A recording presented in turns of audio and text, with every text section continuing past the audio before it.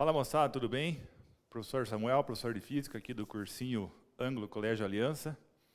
Pessoal do SEMI, vamos conversar hoje sobre a aula 15, primeira lei da termodinâmica. Então, a primeira lei da termodinâmica trata do processo da transformação de calor em trabalho. Então, quando um gás realiza ou quando um gás recebe trabalho. Antes, porém, de entrarmos na primeira lei da termodinâmica, nós precisamos lembrar um pouquinho acerca da energia interna de um gás e de como que podemos calcular a energia interna e, por consequência, a variação da energia interna. Para isso, fiquem atentos aí à apresentação. Então, a gente já viu isso anteriormente, só para a gente recapitular, para poder entrar na primeira lei. Então, a energia interna ela é proveniente da energia cinética das moléculas do gás, né? Então, tanto a energia cinética de rotação quanto de translação. Se tornaria extremamente difícil, praticamente impossível, calcular essa energia calculando a energia cinética de cada partícula que compõe o gás. Então, calcula-se fazendo uma média. Então, a energia interna de um gás perfeito, que já vimos qual é a definição de gás perfeito, se ele for monoatômico, gases perfeitos e monoatômicos, a energia é dada então por 3 meios nRT. Vocês devem lembrar da equação do Clapeyron, PV igual a nRT. Então aqui eu tenho 3 meios nRT. Ou então, claro que pode ser também 3 meios P vezes V. Então, 3 meios para gases monoatômicos. Dessa maneira eu calculo a energia interna do gás. Então nós temos aqui o U representando a energia interna, o N é o número de mols, o R é a constante universal dos gases, e o T é a temperatura absoluta. Lembre que esse T sempre na escala Kelvin. Se acaso o gás for diatômico, de repente, se você der uma rápida olhada para essa tela, você vai olhar assim, mas é a mesma fórmula? Não é a mesma fórmula, aqui tem um 5, enquanto o gás monoatômico aqui é 3. Então, ó, para gases perfeitos e diatômicos, a energia interna é dada por 5 meios nRT, enquanto para os gases monoatômicos é 3 meios. Então, fiquem atentos sempre ao enunciado, se trata-se de um gás mono ou de um gás diatômico. As variáveis são as mesmas, então o U é a energia interna do gás, o N o número de mols, o R é a constante universal dos gases perfeitos e o T é a temperatura na escala absoluta, escala Kelvin sempre. Muito bem. Então, quanto às unidades de medida, vocês devem lembrar que a energia interna é medida em Joule, o número de mols, naturalmente, que é mols, temperatura em Kelvin. A constante, a gente utiliza 8,31 Joule mol Kelvin, né, no Sistema Internacional de Medidas. Então, notem que da expressão que nós temos para os gases perfeitos, a razão entre a energia e a temperatura, ela acaba sendo uma constante. Por quê? Porque eu tenho U igual a 3 meios ou 5 meios nRT. E o N é o número de mols, que para aquele gás é constante, e o R é uma constante. Então a razão U dividido por T vai resultar sempre numa constante. Então a energia de um dado número de mols de gás perfeito depende exclusivamente da temperatura, certo? Então essa é uma afirmação importante que vocês devem tomar cuidado. Essa lei é chamada lei de Joule, certo? Então a energia interna de um gás depende exclusivamente da sua temperatura. Aumentou a temperatura, aumentou a energia interna. Diminuiu a temperatura, diminuiu a energia interna. Com isso, nós já passamos a falar acerca de variação de energia, né? Então, ó, para um gás monoatômico, a variação da energia interna, então, vai depender do quê? Da variação de temperatura. Porque o N, como eu falei, é constante e o R também é constante, ou 3 meios naturalmente. Então, a variação da energia vai depender da variação de temperatura. A temperatura aumenta, a energia interna aumenta. A temperatura diminui, a energia interna diminui, conforme a gente vai analisar nos casos a seguir. Certo? Então é aquilo que eu falei, né? Se a temperatura aumentar, a energia aumenta. Se a temperatura diminuir, a energia diminui. E se não houver variação de temperatura, que seja uma transformação isotérmica, claro que a energia interna também não vai variar, certo? Para os gases que são diatômicos, vale a mesma propriedade. A única diferença é que a variação da energia interna, ao invés de ser 3 meios, é 5 meios nr ΔT. Então, ΔU, variação de energia, ΔT, variação de temperatura. Então, a mesma situação, né, que eu já comentei anteriormente, temperatura aumenta, energia interna aumenta. Temperatura diminui, energia interna diminui. Temperatura constante, transformação isotérmica, energia interna também é constante. ΔU igual a zero. Então, algumas conclusões que podemos tirar acerca disso. Na transformação isotérmica, a temperatura é constante. Então, naturalmente, que a energia interna do gás não vai variar. Numa expansão isobárica, ou seja, a pressão constante, eu estou falando de uma expansão. Se há uma expansão, o volume vai aumentar. Se o volume vai aumentar, lembrem que na transformação isobárica, volume e temperatura são grandezas diretamente proporcionais. Porque muitas vezes vai resolver um problema e na situação fala que o volume aumenta, consequentemente a energia interna aumenta. Aí você vai lembrar, pô, mas o professor no cursinho falou que a energia interna dependia só da temperatura. Depende da temperatura, mas a temperatura também depende de outros fatores. Nesse caso, do volume, tá? Se eu tiver uma compressão isobárica, né, então o volume vai diminuir. Como na transformação isobárica, volume e temperatura são diretamente proporcionais, então nesse caso eu tenho volume diminuindo, temperatura diminuindo, energia interna diminuindo. Tá? Então são as três possibilidades aqui. Na isotérmica e daí na isobárica, na expansão e na compressão. Bom, quanto ao aquecimento e ao resfriamento de um gás.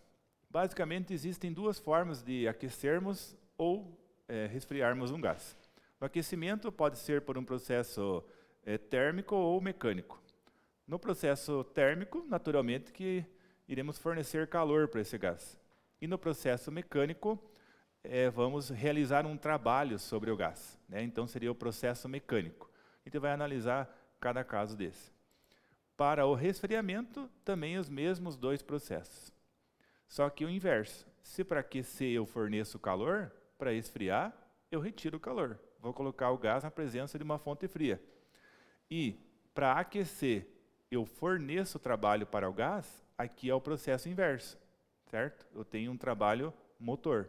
Então, aqui nesse caso, no processo mecânico, eu teria uma compressão do gás para aquecê-lo, e aqui eu teria uma expansão do gás para resfriá-lo. Então, como aquecer o gás?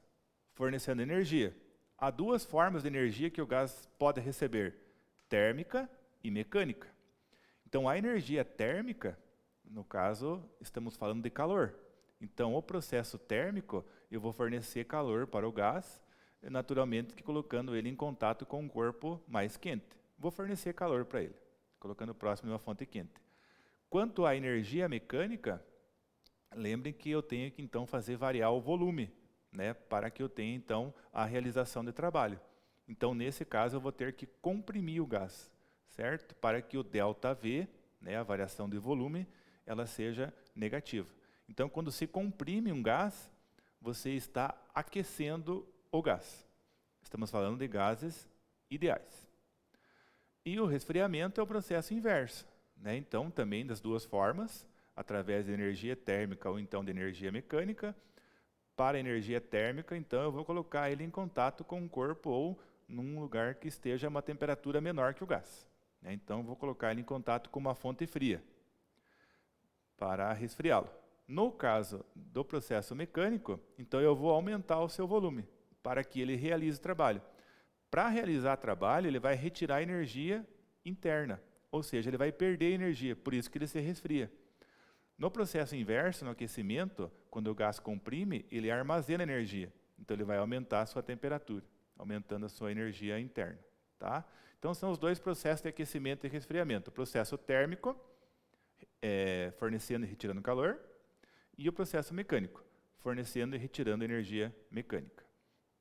Então essa expressãozinha é a famosa expressão da primeira lei da termodinâmica, aonde eu tenho a variação da energia interna, que nós vimos como calcular utilizando o 3 meios NR delta T ou 5 meios NR delta T, a depender se o gás é mono ou diatômico. A quantidade de calor que é fornecida para o gás, menos o trabalho realizado. Então, quando um gás recebe calor, ou seja, recebe energia térmica, ele pode armazenar, como ele pode utilizar isso para realizar trabalho. O quanto ele vai armazenar vai depender do quanto ele vai receber e do quanto ele vai usar para realizar trabalho e de qual processo nós estamos falando. Então, nós temos aqui quantidade de calor, trabalho e variação de energia interna, como eu havia dito.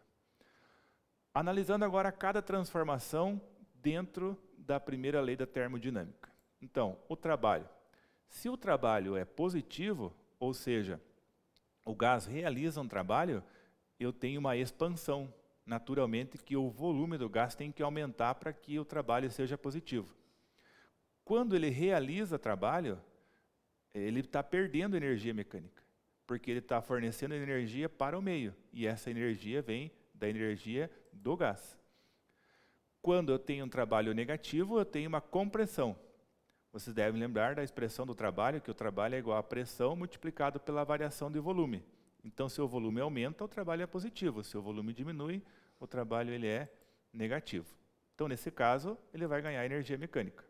E se o trabalho for nulo, quer dizer, eu não tenho variação de volume, é uma transformação isométrica. Quanto à quantidade de calor, se o gás recebe calor, ou seja, eu tenho uma quantidade de calor positiva, eu tenho quantidade de calor negativa quando perde calor, e na transformação adiabática é quando o gás não troca calor com o meio externo. Certo? Então, recebeu calor, quantidade de calor positiva, perdeu calor, quantidade negativa, e numa transformação adiabática, essa quantidade de calor ela é nula. Isso eu devo lembrar sempre que eu for resolver um problema. Né? Então, se eu tenho uma determinada quantidade de calor, eu tenho que analisar se essa quantidade de calor ela é positiva ou negativa, para eu poder resolver o problema. E a variação de energia interna, a gente viu que, de acordo com a lei de Joule, depende exclusivamente da temperatura. Então, se a temperatura aumentar, a energia interna aumenta. Se a temperatura diminuir, a energia interna diminui.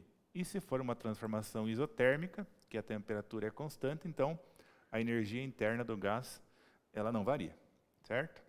Então essa é a análise da expressão da primeira lei da termodinâmica. Então, com relação às transformações principais. Numa transformação isotérmica, lembrem-se que a isotérmica é aquela que ocorre a temperatura constante. Então, se a temperatura é constante, eu não tenho variação de energia interna. Ou seja, a quantidade de calor é igual ao trabalho. Todo o calor que o gás recebe, ele utiliza para realizar trabalho. Na isométrica, que é aquela que ocorre a volume constante, então eu não tenho realização de trabalho, porque lembre que o trabalho é P delta V. Então não tenho trabalho. Ou seja, toda a energia que o gás troca, ele armazena na forma de energia interna. Tá? Então a quantidade de calor é igual à variação da energia interna. E na transformação isobárica, que é aquela que ocorre a pressão constante, eu tenho que o trabalho é igual à pressão multiplicada pela variação de volume. Aí eu vou analisar assim, esse trabalho ele pode ser positivo, se o volume aumentar, esse trabalho ele pode ser negativo, se o volume diminuir, no caso de uma compressão. Então esse é o caso em que eu tenho a equação na forma completa. Quantidade de calor menos o trabalho, que é P delta V, é igual à variação da energia interna. E numa transformação cíclica, nós vimos anteriormente que num ciclo o gás ele não armazena energia interna, toda a energia é usada para realizar trabalho. Então, se o gás, por exemplo, recebe calor, todo o calor recebido é usado para realizar trabalho. Numa transformação adiabática, o gás não troca calor com o meio externo.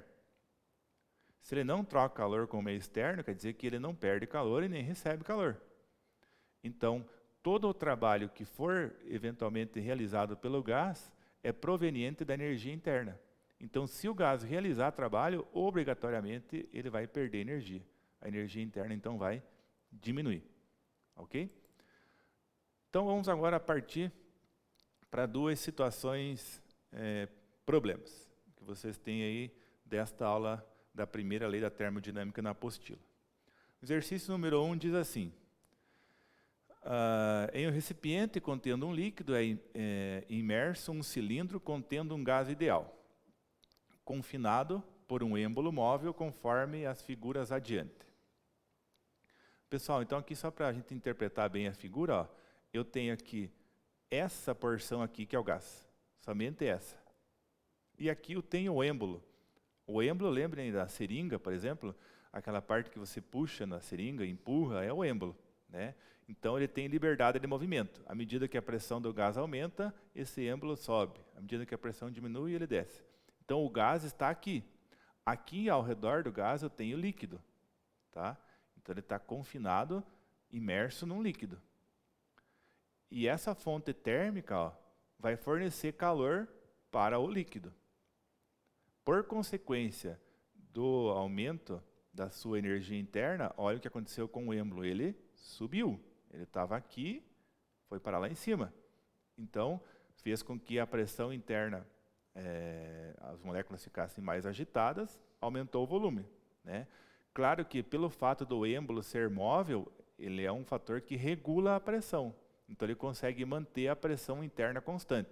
Vamos supor que esse êmbolo não fosse móvel, ele estivesse preso aqui. À medida que fornece energia, as moléculas ficam mais agitadas e a pressão vai aumentando. Como ele é móvel, então a pressão permanece constante. Continuando então a leitura. O recipiente está sobre uma fonte térmica e a base do recipiente é diatérmica, permitindo trocas de calor entre a fonte e o recipiente. As demais paredes do recipiente são adiabáticas e as paredes do cilindro que contém o gás são diatérmicas. A fonte térmica fornece 2.000 joules para o sistema formado pelo líquido e o gás, conforme a figura 1. Devido ao fornecimento pela fonte térmica, a temperatura do líquido aumenta em 3 Kelvin, consumindo 1.500 joules. Por outro lado, o gás realiza uma expansão com um aumento de volume de 8 metros cúbicos, a uma pressão constante de 50 newtons por metro quadrado, como representado na figura 2 ao lado. Então, aquilo que eu falei, como o êmbolo é móvel, ele preserva a pressão constante, né? Mas faz com que o volume aumente. Calcule o trabalho realizado pelo gás, calcule a variação da energia interna do gás, e nesse processo, o que acontece com a energia cinética das partículas que compõem o gás? Aumenta, diminui ou não muda? Justifique a sua resposta. Muito bem. Então vamos para a solução desse problema aqui na lousa. É de fundamental importância, pessoal, que primeiramente a gente tire as informações e consiga entender o que o problema quer que eu calcule. Então a letra A é direta, né? Ela quer que eu calcule o trabalho realizado pelo gás. Então, resumindo, eu quero saber isso. As informações que eu tenho no problema. Tome muito cuidado com as informações pelo seguinte, porque, por exemplo, ele já me fornece o aumento da temperatura. Então, ele não dá a temperatura inicial e final para eu calcular o delta, assim como o volume, né? Então, eu tenho um aumento de temperatura de 3 Kelvin, eu tenho um acréscimo de volume de 8 metros cúbicos, né? Porque ele fala que o volume aumenta. Então, eu não sei qual é o volume inicial e não sei qual é o volume final. Eu sei que a diferença entre o início e o final é 8. Né? Que mais que ele fala? A pressão constante de 50 newtons por metro quadrado. Pressão constante de 50 newtons por metro quadrado. A quantidade de calor que é fornecida é 2.000 joules. Pessoal, aqui cabe uma interpretação. Ó, essa quantidade de calor que é fornecida é para o líquido, tá? Então, o gás não recebe 2.000 joules. Então, como é um problema da Universidade Federal de Uberlândia, então não é um problema assim tão simples, né? Porque a primeira lei, de certo modo, a equação dela é simples, né? ΔU igual a quantidade de calor menos o trabalho. Então, geralmente envolve uma certa interpretação para o problema. E nesse caso é essa, né? Então, se eu tenho uma quantidade de calor de 2.000, observem que no finalzinho, né, depois do 3 Kelvin, ele diz assim, ó, consumindo 1.500 joules. Então, o calor que efetivamente chega no gás é somente 500 joules.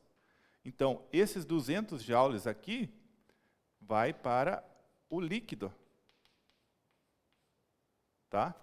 Então, a quantidade de calor que é fornecida para o gás são os 2.000 que a fonte térmica fornece, menos os 1.500 que o líquido consome.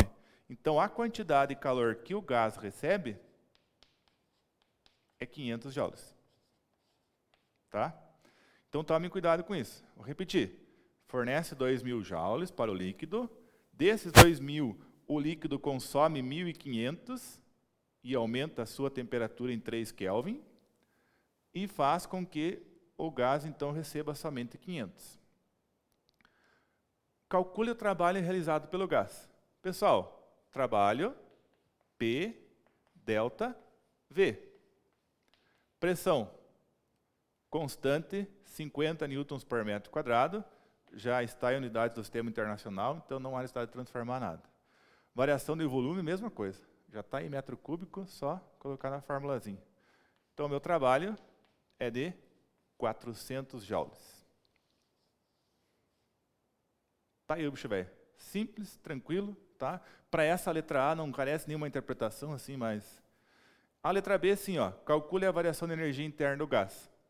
Aí eu estou falando do ΔU.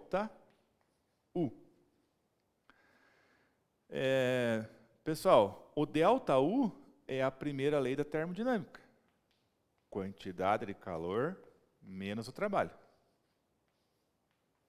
Quantidade de calor, 500. Lembre, 2.000 recebido pelo líquido, menos 1.500 que o líquido usou para aumentar a sua temperatura em 3 Kelvin, sobrou 500 que chegou lá no gás. Então, 500. Menos o trabalho, que é 400. Então, eu tenho uma variação de energia interna de 100 joules. Essa variação de energia interna quer dizer o quê? O gás recebeu 500, ele usou 400 para realizar trabalho e ainda sobrou 100 joules de energia interna, que o gás armazena na forma de energia, né? Então, é assim, o bicho velho recebeu 500, mas gastou 400, sobrou 100 pila, que ele vai guardar para uma eventualidade. No caso do gás, qual é a eventualidade? Realizar trabalho. Muito bem. A letra C pede que a gente interprete essa situação. Então, nesse processo, o que acontece com a energia cinética das partículas que compõem o gás? Ela aumenta, ela diminui ou ela não muda? Vamos pensar assim. A energia interna do gás é proveniente da onde? Da energia das moléculas que compõem o gás. Essas moléculas estão em movimento. Se elas estão em movimento, elas têm energia cinética. Tendo energia cinética, sofrendo um aumento, vai aumentar a velocidade das moléculas e assim por diante. Então, se eu tenho um ΔU positivo, que a energia interna aumenta, eu tenho, então, um acréscimo de energia cinética. Certo? Então, a energia cinética aumenta.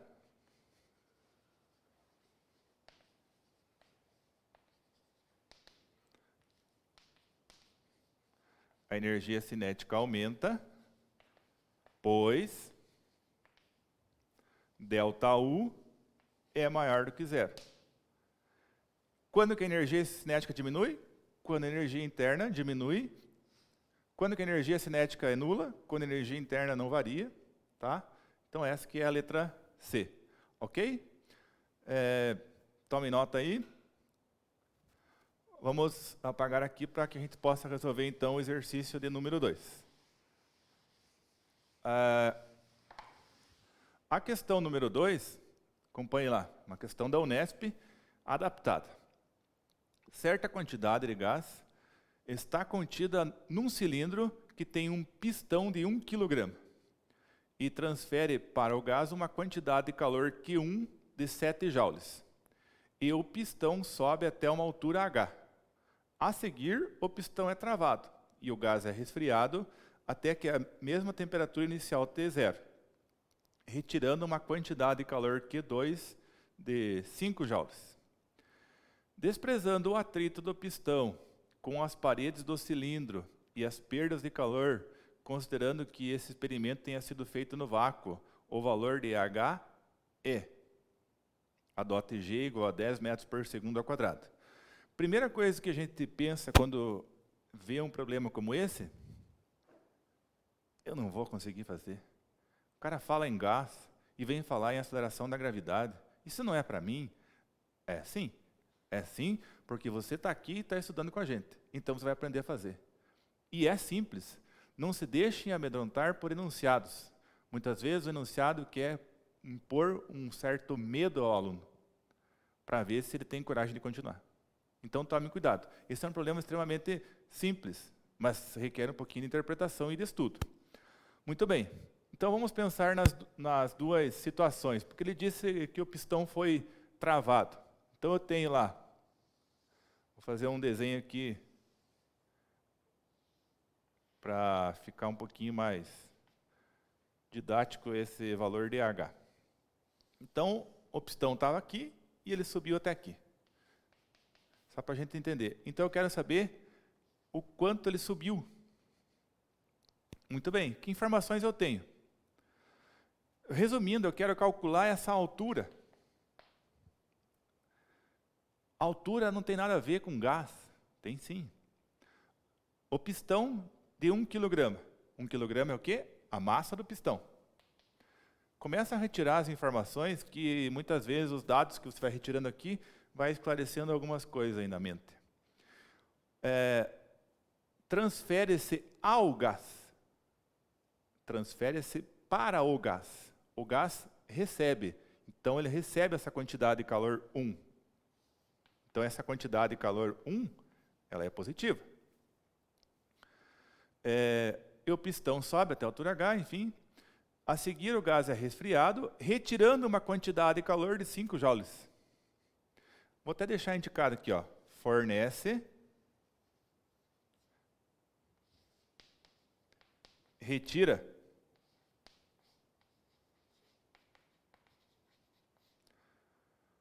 Espera aí, forneci 7, retirei 2, sobrou quanto? Desculpe, falei a resposta. Forneci 7, retirei 5, sobrou quanto? É a angústia de responder, né, cara? Não vá nessa, não vá nessa, não vá nessa, na angústia que não se acaba errando. Então, retomando. Forneci 7, retirei 5, sobrou 2. Então, esse é o trabalho, certo? Então, 7 menos 5. Por que menos 5? Porque foi retirado. Então, o trabalho realizado sobre o gás foi de 2 joules. Muito bem. Faltou a informação ainda da aceleração da gravidade, que é o Z de Gauss, 10 metros por segundo ao quadrado. Pessoal, vamos pensar assim agora. Eu quero calcular uma altura. E nada na primeira lei da termodinâmica me fala em altura. Talvez você divague pensando em volume, né? Porque o volume seria a área da base pela altura, mas eu não tenho informações sobre a área da base desse cilindro. Eu não tenho informações acerca da pressão, embora a pressão seja constante, né? Mas eu não tenho informações. Então eu não posso me recorrer a essa situação do volume. Então eu vou pensar nesse trabalho. Lembre assim que a energia ela não pode ser criada e nem destruída. A energia pode ser transformada ou transferida de um corpo para outro. Nesse caso, essa energia interna do gás foi transformada pela realização do trabalho em o que para o êmbolo? Quando aumenta a altura, aumenta que forma de energia? Cinética envolve o quê? Velocidade. Elétrica não tem sentido nenhum. Energia potencial elástica? Não. Energia potencial gravitacional envolve altura. Opa! Energia potencial gravitacional envolve altura. Vamos pensar assim, energia potencial gravitacional, massa, gravidade e altura. Aqui está a altura que eu preciso calcular. Eu tenho a massa? É claro que eu tenho. Eu tenho o G? É claro que eu tenho. Eu tenho tudo. Então eu posso fazer? Eu devo fazer. E essa energia potencial veio da onde? Do trabalho. 2 joules transformou-se em energia potencial. Esse problema seria diferente se por acaso esse pistão não parasse lá em cima. Porque veja que diz que ele ficou travado. Mas em que isso interfere? Interfere que se ele retornasse, ele iria perder novamente esses 2 joules. Certo? Então esses 2 joules são importantes para que o pistão fique aqui em cima. Então, a energia potencial é 2 joules. A massa, 1. Gravidade, 10. Altura, não sei, 2. 1 vezes 10, 10. H. Passo 10 para cá dividindo, e eu tenho 2 dividido por 10 igual à altura. Dividiu, encontrou 0,2. Pessoal, está tudo no SI, ó, joule, metro por segundo, quilo, então aqui também é SI, é metros. As alternativas não estão em metros, mas não é possível que você não saiba que 1 metro tem 100 centímetros, e a única que tem 2 ali é a letra D.